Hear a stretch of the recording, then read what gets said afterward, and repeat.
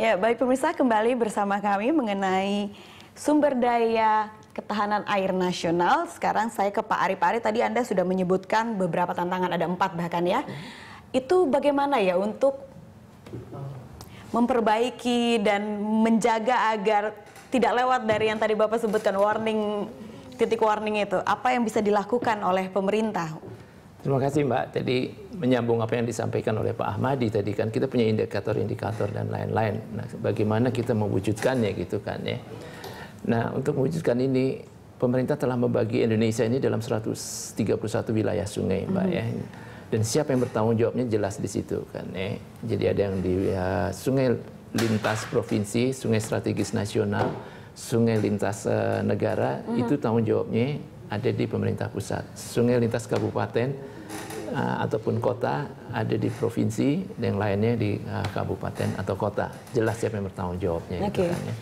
Yang berikutnya adalah bagaimana kita melibatkan partisipasi masyarakat. Maka yang tadi Pak Ahmadi katakan, kita membentuk di tingkat nasional Dewan Sumber Daya Air Nasional. Ya, di tingkat provinsi ada Dewan Sumber Daya Air Provinsi, dan di tingkat wilayah sungai kita membentuk namanya Tim Koordinasi Pengelolaan Sumber Daya Air, di mana wakilnya adalah 50% wakil pemerintah dan 50% tadi wakil non pemerintah, sehingga tadi Pak Ahmadi wakil dari non pemerintah, ya, supaya jelas gitu kan ya. Nah, yang berikutnya adalah di setiap wilayah sungai kita harus menyusun pola. Pola itu adalah kerangka dasar atau strategic plan gitu kan ya.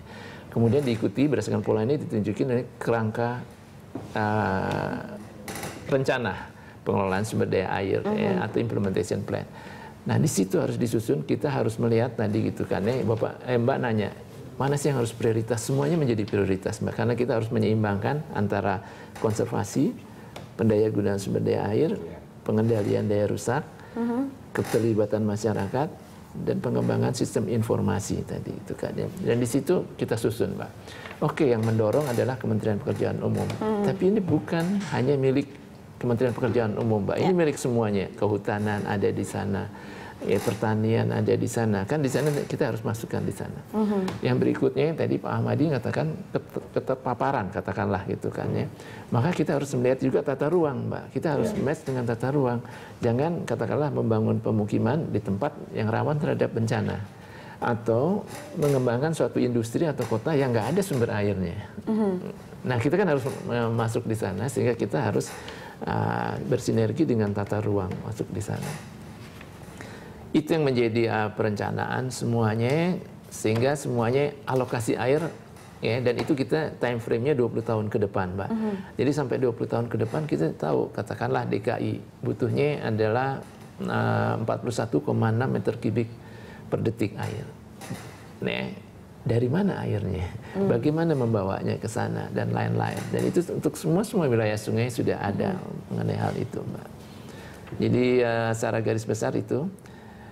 Nah, kemudian juga hal yang perlu kami dorong di sini adalah masyarakat harus tahu juga siapa sih wakilnya di TKP SDA misalnya ya, di Dewan Sumber Daya Air Nasional dan di Dewan Sumber Daya Air Provinsi, karena mereka-mereka yang akan menyuarakan kepentingan masyarakat di sini gitu kan ya.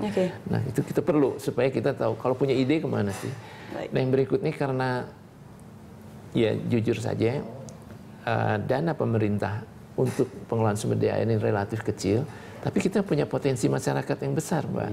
Ya, masyarakat pecinta sungai, pecinta lingkungan dan lain-lain itu kita libatkan untuk sama-sama. Apakah mereka berperan besar, Pak? Oh iya, Mbak. Ya, di Citarum. Partisipasi mereka bagaimana? Cukup semangat atau justru tidak peduli dengan ketahanan air sekali, nasional? Mbak. Kami mengapresiasi mereka gitu kan ya. Karena yang bisa mengajak ya katakanlah jangan buang sampah dan lain-lain sebetulnya adalah mereka, Mbak. Mereka cara berkomunikasinya lebih baik daripada kami, kaku. Kami terus terang melakukan otokritik bagaimana berkomunikasi dengan lebih jelas lagi. Terima kasih. Ya, baik. Pak Ahmadi melihat bagaimana nih selama ini peran masyarakat bagaimana sejauh ini? Peran masyarakat itu memang merupakan dilema juga ya. Saya menulis kemarin dilema dalam mewujudkan ketahanan air. Jadi begini, jadi masyarakat itu sebetulnya lebih tergantung kepada apa yang disebut informal leader. Ya, jadi dikatakan tadi di sana bisa sukses, di sini kurang sukses. Itu selain tentunya perlu penyuluhan, sosialisasi peraturan perundang-undangan dari pemerintah. Salah satu tugas Dewan Sumber Daya Nasional itu mensosialisasikan undang-undang sumber daya air, kemudian kebijakan nasional mengenai partisipasi irigasi dan sebagainya. Tapi memang masyarakat itu tadi saya katakan pertama itu perlu diberdayakan. Jadi capacity building harus ada. Kemudian setelah mampu dimotivasi untuk bisa berperan dalam kegiatan-kegiatan yang dilakukan oleh pemerintah, dan itu memang diperlukan informal leader, bro. Yeah. Nah, kemudian satu hal yang ingin saya tambahkan, ketahanan air itu memang perlu didukung. Tadi di wilayah Sungai Pola dan sebagainya itu ada satu konsep yang kita perjuangkan. Kebetulan dari Kemitraan Air Indonesia itu kegiatannya fokus kepada ini, Bu, yang disebut Integrated Water Resource Management. Itu Kemitraan Air itu memang, mohon maaf ini fokusnya di situ. Nah, itu kan suatu sistem pengelolaan sumber daya air yang holistik, ya, menyeluruh, kemudian berkelanjutan, berkeadilan, kemudian merata, dan yang lebih penting lagi itu harus memikirkan untuk kepentingan masa sekarang dan masa generasi yang mendatang. Tapi hal yang lebih penting lagi adalah keterpaduan. Kita itu sangat lemah ya, Pak, di dalam koordinasi.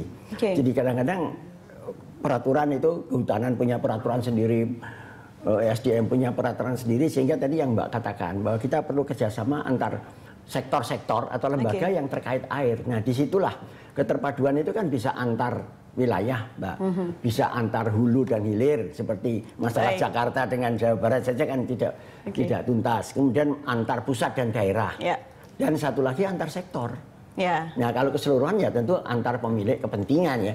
Itu satu faktor yang tidak bisa diabaikan, mendukung tadi pola di wilayah, kemudian kebijakan nasional, tetap harus memperhatikan disebut integrated water resource management. Oke, Ya, poin-poinnya bagus sekali itu, peran masyarakat dan juga koordinasi ya, bagaimana sosialisasi dan motivasi untuk masyarakat akan berperan begitu, dan semua sektor bekerja sama. Dulu baru didorong begitu. Ya. Baik, terima kasih. Pemirsa, kami akan kembali masih membahas bagaimana strategi yang bisa dilakukan untuk meningkatkan ketahanan air nasional kita usai jeda berikut ini.